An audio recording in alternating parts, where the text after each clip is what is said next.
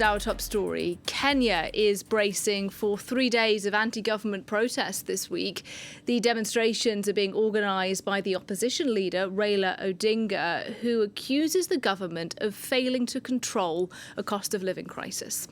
Last week, the President William Ruto, who defeated Odinga in the general election, warned the rallies will not be allowed to go ahead.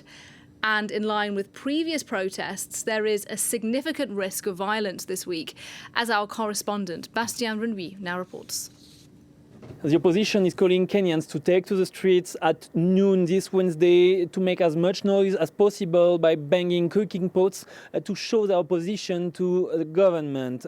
And I can tell you that here in Kenya, many are against these demonstrations.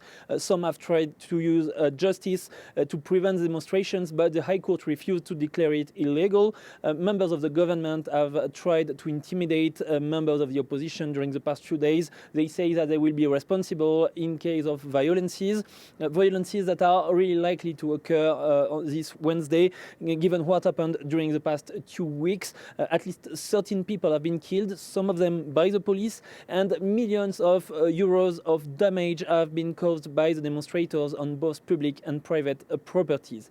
Opposition leaders say that they are not responsible for that their demonstrations are peaceful, and that the government is anti-democratic, that the government is hiring goons to create chaos and to be violent during the demonstrations in order to discredit the opposition. So what will happen next? Well, according to The Nation, which is one of the leading newspapers here in Kenya, talks are ongoing between the opposition and the government, even if opposition leaders say that no, it's not the case, that the demonstration will continue until the government finds solutions to the rising cost of living. They say that they're ready to demonstrate for the next 2 months if necessary.